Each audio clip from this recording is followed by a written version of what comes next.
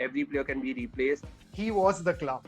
The Malu next takes season is any opportunity to remind us, huh? they start becoming these puppeteers, right, in the entire system. Uh, Maybe Bebe. So the way they look at managers and the way they look at players as terms of investment is very different. He's a loose cannon, man. He's a total loose cannon. everyone's helpless at the end of the day. Any club that is losing their biggest player, don't worry, you'll be good again in 6 years. He's a complete shitbag. He can't do anything about it.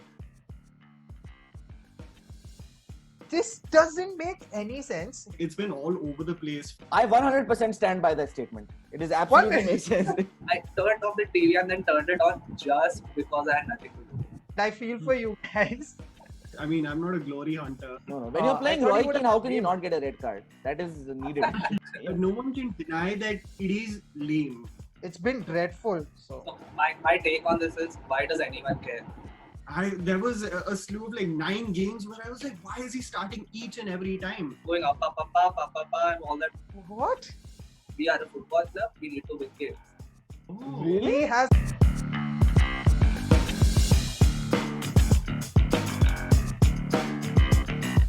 Hey everyone, and welcome to an all-new episode of All About Sports, the podcast. I am your host Mazhar, and I have Rishabh and Aniket as well. But today it's slightly different. Krishnan and Gui will be not hosts but guests, and the reason for that is today's episode is all about Arsenal Football Club, and it's my pleasure to also introduce our special guest, Mr. Anmol Jamwal, aka Jammy Pants. I'm sure a lot of you know him. He's the founder of Tried and Refused Productions, TRP, one of India's leading movie review channels. Shout out to him for that. Firstly, Jambal, no questioning your taste in movies, but I am going to question your taste in football clubs. Uh, so, for all of those who don't know, Jambal is an Arsenal fan, as so are my co hosts today, sadly. And I feel for you guys. Sorry, I'm going to stop with that banter. Let's get into it actually. So, the first thing I wanted to bring up with relation to Arsenal is the manager, of course. There's been a lot of talks about Mikel Arteta. Arsenal fans were very optimistic about the season that was going to kick off, considering they won the FA Cup, they also won the Charity Shield, and things were looking up for Arsenal. Of course, there was a high dependence on Aubameyang, and we were wondering how that would work out. So I just wanted to get into it. So firstly, Jambal, how are you doing? And thank you so much for making time in your packed schedule here today to join us on something that is completely people don't realize that is also a part of your domain is football. So yeah. no, thank you so much, guys, for having me. I'm an avid listener. I keep on telling Maz what a great job you guys are doing. And yes, it's been a busy year. Everything's turned digital. So, sort of every theatrical release has turned into an OTT one. So, even though sort of the situation is odd worldwide, sort of that way, work has still been consistent. So, that's a blessing. So with football, yes, I mean, it's been an odd year, of course, for all Arsenal fans. I obviously, I don't think anybody would have foreshadowed to be in such a predicament that we are in today. I mean, I forgot how it felt to win, and yesterday night I was like, oh, this is how it feels. Oh, a game where they play good football. So yes, it has been an odd year, but through and through, I guess. I mean, I'm not a glory hunter. Even though I was 9 years old when I started supporting them, and it was 2003-4, which was the best time to be an Arsenal fan. But I mean, it is what it is right now. I mean, all of you can chime in about the manager and what you think about him. Then I'll sort of come in between and give my opinion as well. Yeah, no, I think it goes without saying if you're an Arsenal fan, you can't be a glory hunter, or you've misunderstood what that term means. So just one thing, Krishna, before you mention it, and I'm glad you brought up the Glory Hunter part because this actually bodes well into some. I was watching Arsenal Fan TV. Mind you, it's one of my favorite channels. But in that, they interviewed Mia Khalifa, and Yeah. she's a West Ham fan, and she said she doesn't want to support Arsenal because she likes supporting the underdogs. And then it's just ironic that the host of Arsenal Fan TV is like trying to convince her that Arsenal's no more a good team. So it was just sort of weird. So yeah, sorry, Krishnan, go ahead. No, that completely makes sense, and it is funny that I'll be the first to say, by Arsene Wenger's last season, I was definitely on the bandwagon of I'm really grateful for everything Arsene Wenger's done for the club, but I think it's time for him to move on from Arsenal Football Club. Here's the reason I'm still slightly optimistic about Mikel Arteta. I give him a lot of props for the end of last season. When I think he took over from Unai Emery, Arsenal was in an extremely stagnant spot, both offensively and defensively. We were extremely slow offensively. We had no ideas, which is ironic given the current situation. But and defensively, we just were making way too many mistakes, and we weren't able to shut up our defense. Mikel Arteta found a way at the end of last season to create some nice dynamic plays. Admittedly, it was also a result of Aubameyang's form, like you said. But he found a way to use Maitland-Niles in interesting ways. He found ways to like overload our wings in a way that brought out even the talents of someone like like a Saka. So I give a lot of props to Mikel Arteta. Even this season, weirdly, for maybe the first time since I've been an Arsenal fan, I think our defense might be better than our attack. Yeah. Which I think a little bit might be to Arteta's credit. And he's found some really nice, I mean, him and recruiting have found some really nice pieces in Gabriel and Tierney. Bellerin is hit or miss. Rob Holding, I'm excited to see Pablo Mari play more.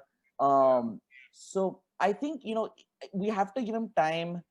There has to be a little bit of patience. He's obviously run out of ideas down the middle in the attack, but he figured out a way to generate some excitement in our offense last year. So I trust him to figure it out. He's newer to this, so it will take some time. We just need to be honest about where Arsenal is right now. The situation also with especially him taking over Unai Emery is that there became a huge sort of discipline issue in the team, and it was very clear that especially because of the barrier of language with Unai Emery, and if you also look at his time in PSG, a lot of the star players had sort of like ego issues with him. And when the sort of players themselves don't have a sense of respect for the manager, I feel like it was really in shambles in terms of just personal relationships with a person who's telling you what to do on the pitch. And for Arteta to come and sort of like, and if you look at it right now, Arsenal's gone through an absolute change from the agent issues, the recruitment issues. So it's been all over the place for a manager like Arteta, who's so young to sort of deal with the whole situation. I'm actually not surprised that we're in such a bad situation. I think this is the sort of gestation period we have to go through to, eventually reach some kind of normalcy. I read this somewhere, and I want to know what you think about it. Mikel Arteta is the reason why to a club which is not as well financed as the big guns. So, I mean, just giving some perspective, right? Mikel Arteta has not had the time to push in his own XYZ category of signings. Most of the signings are dictated by someone else. So that has got something to do with all different forms of things which are happening at the club. Who's going to dictate signings and all that lack of clarity has always been around. Once say Wenger moves, right? Once a legacy manager moves, a club is basically okay. Who does what? So everyone's trying to figure that out. And my one since we're talking about managers, one thing I will really credit to my Emery for is letting the young ones play. Like, okay, maybe these guys aren't clicking. Let someone who just emotionally charged drive a game. And to some extent, Haaland has had some really good uh, academy prospects in the current generation. And just okay, now this is a very bad way to look at it. Since Emery's time wasn't going well, say maybe from the middle of the season on, middle of his first season after the 23 game unbeaten run, that side didn't really pick up and go anywhere. You guys, yeah, I know you're mentioning a lot about Arteta. You like what he's bringing to the team. There may be some elements going forward that you see and you want to back him. Now, I was just looking at the stats. Now, Wenger in his last season finished sixth with 63 points in the Premier League. Unai Emery in his first season had 70, finished fifth. Now, that was obviously 7 points better than the previous season. He had a slump in 1920, and that's when they got rid of him. He had 18 points in 13 games, so which came to 1.38 points per match. Now, when Arteta came in, he did a pretty decent job, 1.65 points per game. They ended up eighth, but that was still a lower points per match rating than when Wenger was there in his last season. So, and this season, well, we all know 8 losses already. It's been dreadful. 17 points from 15 games for a club like Arsenal, it doesn't cut it according to me. And coming back to what Gui had mentioned about not being backed with support of signings, look at Manchester United as well. Uh, they didn't get the players they wanted. We all know that Jadon Sancho saga, but they coped. They found a way. I think Arsenal made a great signing in Thomas Partey. He's not adopted or adapted his system to sort of bolster that attack and create something in the middle of the park. Coming back to what you said, Krishnan, about them not conceding many goals, I agree. But if you look at it, in 35 Premier League games, and uh, uh, Arteta has won 14, he's lost 13. So that speaks volumes about how inconsistent they are.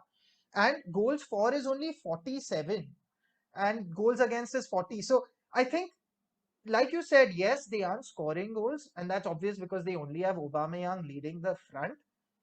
But defensively, also, you're still conceding 1 goal per game, more than 1 goal per game. So there need, I mean, I can understand the frustration of most of the Arsenal fans saying there's still nothing and they're not seeing growth. Now, that brings me to my next question. Do you actually think, is that only a manager thing, or do you guys feel that the players do not deserve to wear the Arsenal shirt? I know there are exceptions, like, of course, Tierney, I think, is great.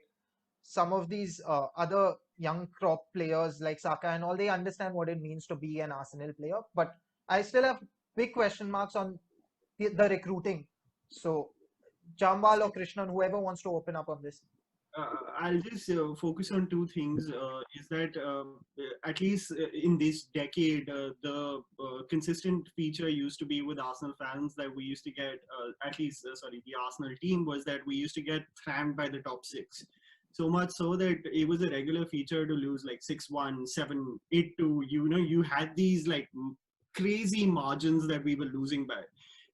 It's only now that I look forward to not being embarrassed when I play a top 6 team. I know this is also a transition to talk about the agent recruitment. If you read about Kia and his relationship with Edu and how he sort of rolled the process of getting David Luiz, Cedric Suarez, he's even got Billion. You look at these things and you realize these guys in their early 30s to late 20s getting 3-year contracts. It is also a combination of Arteta not being in the front seat of doing these signings. A lot of people say his major signings are Gabriel, Partey, and Tierney. These are 3 people that he really wanted, and they're like some of our best performers. He's also been unlucky because Partey has not missed so many matches in his entire career than when he's signed for Arsenal. So in that way also, I feel like he's in a lot of matches you will see that he sets up to not lose. And in that setting up to not lose, he soaks up a lot of pressure, which eventually leads to nothing happening in front. So I feel like he's trying to do one thing at a time. And that has led to our downfall as well, because we're like, okay, we'll be solid at the back and that'll be fine. But when you've got so many players. We've got Mustafi, we've got Socrates, we've got so many players who barely play now, and it's pretty clear that we want to eventually offload them. So I feel like in that process of trying to build up a solid backline, he hasn't focused on how to transition from the midfield to the front. We're just looking at Tierney like pushing it up to Aubameyang. So people have realized we just freeze Aubameyang and they can't do anything. So I feel like that's my take on the whole thing. Which actually also brings me to the other point now that you brought up Socrates, Mustafi, all of these so-called deadwood players, right? Uh, what about Ozil? I know Jamal, you are a big fan of Mesut Ozil. I know Gui and Krishnan also like him. So what is so Gui? I mean, what's your opinion on the Ozil scenario? Yes, let's not get into the politics of it, but Yeah. okay, according to me, I feel like Ozil is staging a lot of things as well. I mean, you aren't completely innocent when you're earning 350 quid, 1,000 quid a week. But so, yeah, guys, the floor is yours. I'm not going to get into it, but that's my take. I think he's playing a cheeky game here. He's trying to like be the good guy when he might actually not be that good. So, So my take on this is, why does anyone care? My concern is, if you need to play someone in the hole between your midfield and the forwards, find someone. Okay, it need not be Ozil, right? Emil Smith Rowe had a great game yesterday. Now the kid can play between the deep line midfielders and the attackers. He's played on the wings in his academy days, so he knows how to make a move in that area. Okay, so my only question is, why is that no one? You can't trust Lacazette to drop back and play in that position. No, I don't want a false nine Lacazette. I just don't want a false nine striker to begin with. That's a personal choice. But if not Ozil, you need someone, right? So I don't care if it's Ozil playing there, if it's Emil Smith Rowe playing there, even though he's what 20. And honestly, I just don't want to see Lacazette or Willian, who are absolutely incapable of playing in that role, playing there. That's about it for me. When I saw Willian play there, I almost I almost I turned off the TV and then turned it on just because I had nothing to do. That's the only reason I watched that game. All right, Lacazette playing nine, okay. He has the famous hold up play. Okay, I'm just gonna body check everyone. I'm just gonna block everyone using my back because, well, I don't need to look towards goal, right? I'm not a striker at all, so it doesn't matter to me. I'd much rather see Reece Nelson, who's barely played there, just because he has the drive. He has the drive to carry the ball. Willian, he has the drive to carry the ball to the corner flag and then out. Lacazette has he does not have he can't carry the ball, right? He doesn't have the pace. He doesn't have the dribbling to carry a ball. He can finish. He can finish. But you need to put it on a plate for him. Now all of those things. I much rather see Willer play in that position. But you mentioned Ozil. It's more about where Ozil plays as opposed to Ozil. So just And someone to fill that role. and I think this speaks to the broader point that we're getting at. What I have no issue with inconsistency if we make the concerted decision at this point in our trajectory to say we're not going with old players, we're taking a decision to go with our young guys. Like you said, Jamal, like getting in players like David Luiz, Willian are just short-sighted decisions. Willian, I'm not happy in a team that's losing when we're playing Willian, Oba, and Lacazette in our front three, because that bodes no optimism for the future. If we're playing guys like Martinelli, if we're giving opportunities to people like Saka, that's where the attention should go. So the whole reason I'm upset with the Ozil situation because I just want to see him playing again for some team. I don't think it's a big deal for Arsenal because frankly, I'd much rather give that creative opportunity to someone like a Saka. I think Saka is someone who could get that opportunity. We saw Emil Smith Rowe yesterday. He was great. Obviously, I don't know how much he can maintain that consistency. But I'd rather see people like them get that opportunity, even if it means we're inconsistent. And I think that goes back to the broader point, Mazhar, of how you said, this year Arteta's performance is way worse than maybe Unai Emery's first year and even Arsene Wenger. I don't deny that. And I'm okay with it if it means we're finally pushing and saying, hey, we're at a point in our trajectory where we're just going to take these young guys and run with some of these really, really awesome young guys that we have. We have Saka at 19. Leno is 28. He's been fantastic, and 28 for a keeper is not particularly old. Tierney is 23. Gabriel is 23. I think he's been awesome in the center of defense. Martinelli is 19. Rob Holding Partey is slightly older at 25, 27. William Saliba had a fantastic year on loan last year. Obviously, he's not played so much when he's come back for Arsenal. So he's been like, we have really, really good young pieces. What we can't afford to be is crappy with an old team. So if he keeps going on the trajectory, I'm happy to take the 15th place slot. The question is, would you rather that Saliba play, Saka play, Smith Rowe play, Nelson play, as We lose. opposed to David lose? Yeah, and we lose with a respectable 2, 3, 4, even okay, even the same 4 line as we used to against the big 6. But Yeah. or do you prefer a 1-0 loss or a 2-0 loss with a completely drab team going over? I much rather see the young ones at least go for, because I think, if I'm not wrong, there was this one game away at the Old Trafford. It was a horrible light blue kit which we had, and and Willock was playing, Maitland Niles was playing, and we lost narrowly. We just by a bare slim margin we lost, and that was the proudest I've been at of a performance at the Old Trafford for a very long time. And again, when it happened, I think last season, when it was Saka who gave the initial ball to Oba to score the 1-0 win. Much rather have him do it as opposed to see Willian running around like pointless, aimless, absolutely drab. But guys, One thing that we can definitely, at least one thing that baffles me about the choices that Arteta makes is that you sign Saliba for 27 million and he doesn't play because you say that he is going through personal issues, right? And when you look at Ozil, you're talking about why isn't Ozil playing? And the biggest issue is that Ozil hasn't been replaced by a person with what Ozil used to do. So in that sense, I'm a little baffled with a lot of decisions like not playing Balogun, who's like one of the best prospects we have going forward as well, preferring Nketiah over him, and then preferring Willian over Pepe all the time. There was a slew of like 9 games where I was like, why is he starting each and every time? And he punishes players for like disciplinary things, like with what happened with a few people. But when Willian went to Dubai and was with that Salt Bay guy, nothing happened. He started the next match. So there is, I don't know, it is with hypocritical. Jamal, which actually brings me to two statements that are so baffling, and I just don't understand Arteta at times, and it's really Don't do confusing this. for fans as well. Football is not like basketball. I'm quoting him.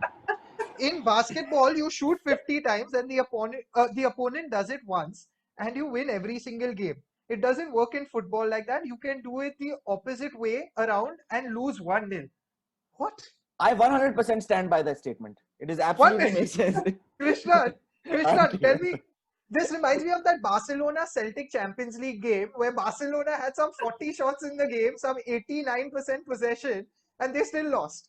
So I forgot the goalkeeper's name. Who saved a one-on-one against Messi. I forgot his name. I don't remember all that. But the point is, this doesn't make any sense. He's smoking something, and if he is, then please pass that along. But coming back to a second quote, and Jamal, again, this is exactly why I'm more baffled about whether you can have faith in the guy as your manager. Last year, we won against Everton with a 25% chance of winning. You win 3-2. Last weekend, it was a 67% chance of winning any Premier League game in history and a 9% chance of losing, and you lose. 3% against Burnley and you lose. 7% against Spurs and you lose. What? This is Zero like a percent tongue. understanding of the statement and I lose. So my point being, okay, I don't understand press conferences. Like, okay, don't go for press conference stuff, because Yeah, I have seen a video of Mourinho going up, and all that bullshit. No one gives Yeah. shit. They call Mourinho box office.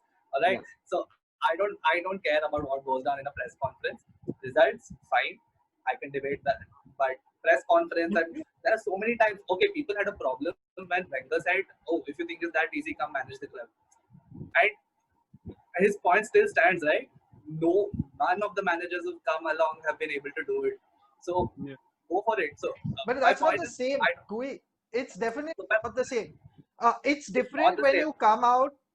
It's different when you come out and say absurd stuff to back up your players, or you criticize the opposition. You make random statements with projections like See, percentages of wins and the all. only the Come only on, yeah. only issue is that Arsenal are one of the clubs which has always been in the limelight for not doing well in spite of being a top tier club, right? So the manager perennially under the spotlight.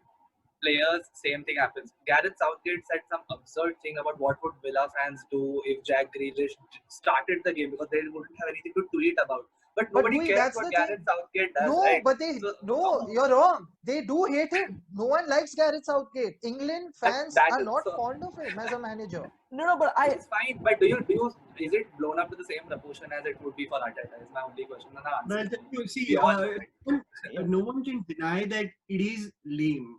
The statement, yeah yes, yeah this lame. yeah No one's defending that he has a point. But the point I'm trying to make is that we are expecting it to happen, whatever he says, because he's really good with his words. And sometimes Arsenal fans are really taken aback by, oh, he really understands the sentiment of Arsenal fans. But when it doesn't translate on the pitch, that's the biggest Yeah. issue. A Yeah. lot of the things that he says, it doesn't really sort of translate to his recruitment, his choice of the first 11, and a lot of that. My So current issue with what is happening right now is it's going somehow becoming the same as what it was with Emery. It suddenly becomes a project for the future too. We have to win now or else I'm fired. So I mean, why are you doing that? If there is a committed timeline for you, there is a contract and you know this is not going to happen, okay. But Emery started doing that, right? I'm going to just plug people in a position and expect them to play center attack mid. All right. No, my point being, is this a project for the future?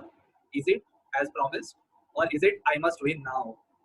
Which is why you're playing someone like Brilliant, you're playing Lata, you're playing them in every game, in spite of knowing that, well, just I mean, Jamal said Balogun, right? He has been far ahead in terms of just sheer attacking placement, attacking runs, as opposed to Lacazette, because Laka has no option, right? He's not going to outrun a player. So try something else. So is it a project for Krishna, the future, or yeah I must win now? Krishna, do you see Arsenal having a system under Mikel Arteta currently? Do you I see a long-term project under him? yes, I do, but it requires two things, and I think you both brought it up. One, there's a level of honesty that is required. Honesty in two fronts. One, we need to stop being as arrogant as we've been in the past. I think it was last year against Brighton, where I think it was Mope or something who came out and like Arsenal. I think Mope tackled someone, and a bunch of Arsenal players got in their place. Got Arsenal injured. can't have and Arsenal can't have the arrogance of believing that we deserve 3 points at the end of the day and we will get 3 points. And I believe I fell into this trap as well, pretty much every week thinking, well, we've lost the last 4 games. We have to get 3 points at this point. No one gives you points. So we have to be self-aware enough to realize we are not owed anything in this league. Every player has to realize that and has to provide that commitment. It takes effort every single game in and game out. And it doesn't matter that you put 460 terrible crosses into the box. You have to create chances that are actually valuable. And that's the rule that every single team in the league has. We are one of the worst teams in shot conversion. The only team that is like Manchester City is at similar shot conversion rates, but they create 450 chances. So I believe Arteta can create a system, but it requires a level of honesty from the players to realize that we have to be honest with ourselves and realize we're not the Arsenal of old. We need to perform week in, week out. Number two, it requires a level of honesty to be honest with which players are good. Okay. And I think even that comes to the youth as well. We can't get caught up with something like the Europa League when we're playing mold and be like, Reece Nelson suddenly starts to look like he's Ozil of old and we suddenly get really, really optimistic. So it takes a level of honesty. And the second thing that is absolutely required is an attitude change. An attitude change in the sense that we need to be composed. The game against Burnley, where we are actually putting pressure on Burnley and Xhaka goes and chokes out the player and gets a red card. And later on, I think we should have gotten a second red card with what Mohamed Elneny did. That can't happen. There has to be a level of temperament and composure that needs to be established in the team. And that it's an issue because, I actually think our defense is doing better. But because of our temperament, we make mistakes and we concede goals. So temperament needs to change a little bit to just calm down a little bit, be more composed. There has to be a level of patience from fans. And with that, I do believe Arteta can create a system. But he is slower because he is newer. So, Jamwal, Sorry, Kui, go ahead. So, what Krishnan said, right? If you want to look at Liverpool 4 years ago, I think nobody there believes right from the manager to the players, and they never kept on harping it that we are Liverpool, we are a top 4 club. No, we are a football club. We need to win games, so we will play X, Y, Z, whatever is required.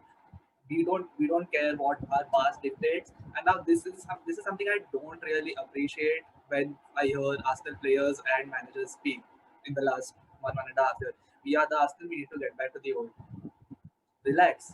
First try beating goals week in week out. Okay, try beating goals. Try beating Burnley. Try beating Brighton because those guys are convinced that they'll do what it takes to win 3 points every week. Don't think of it as a long-term project that I will play today's game based on, we want to develop the silkiest football ever.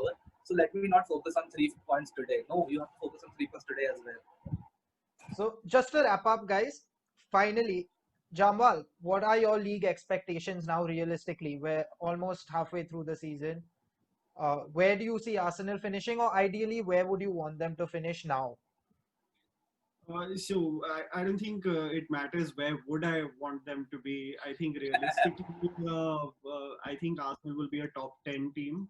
I think they'll figure it out with a January transfer window as well. I am sure they're going to get a creative midfielder. And I think it will be a top 10 team where there can be aspirations to do maybe something in the Europa League. Otherwise, I have very realistic expectations, nothing special at all, even when it comes to trophies. Europa What League about qualification spot. I said it. Qualification spot, not Okay. 6. We're still in the FA Cup. Yeah, don't worry. No, but finally, guys, finally, one last thing. I mean, I know you guys are Arsenal fans, have been Arsenal fans for donkey's years. Jamal, you yourself. Just a quiz here, a quick fire question. Jamal, who has the most red cards for Arsenal in the Premier League ever? Isn't it Xhaka? No. Gui, you want to have a go? Is it Arteta? Absolutely not. Guys, you are embarrassing. Vieira or Martin Kuhn? Yes, it's Vieira. It's Vieira. Vieira. He had Yeah. 8 in 9 seasons. But that's not that much, yeah, when I come to think of it. No. When you're playing I thought Roy he would Keane, have how can you named- not get a red card? That is needed. Well, Giggs never had a red card, so we can He was talk playing about with both. Roy Keane. That's why, man. Who do you mean Roy Keane's getting all the red cards for him? Okay, now another very interesting fact. I was pulling up these questions. Any of you can have a go. Who has the worst clean sheet record for Arsenal? So, as in, like, who has the least clean sheets per game on average? You're saying goalkeepers, Maz, or any player in the Goalkeepers. Of Goalkeepers. course, goalkeepers. Yeah. So I'm gonna pick between Czech and Almunia. Okay. Anyone else? I think Almunia is a good choice. Almunia was quite the stinker. Almunia was probably a worst keeper, but stats-wise, not. Krishna, just to pick a different. I was thinking Almunia just to pick a different name, Chesney. you guys will be shocked. I myself was surprised. Is it It's Jens? Bernd Leno. Oh, Really? He has a clean sheet every 4 games. Everyone else is around the 2.5 to 3 mark, but yeah, it's Bernd Leno. So that really nails down and properly explains why Arsenal have struggled. No, the So man faces more shots than 3 of our keepers of the past combined. This is not on him. That stat is not on him. I know. This is the one That thing stat is on every man who plays in front of him. yeah. No one's Yeah. blaming. No one's blaming Leno. He's probably one of your best keepers ever in terms of skill levels. But anyway, that brings us to an end to our episode. Firstly, thank you so much, Jamwal. Pleasure to have you. Looking forward to many more episodes which are non-Arsenal related, ideally, when you can make time. And thanks, Krishnan and Gui. It's always a pleasure. And everyone tuning in, thank you so much. Like, share, subscribe, comment. We're on every podcast platform you can imagine, so do tune in. The videos are on Facebook, YouTube, Instagram. We bring in content every week. So stay tuned, and we'll be back with a new episode next week. Bye bye.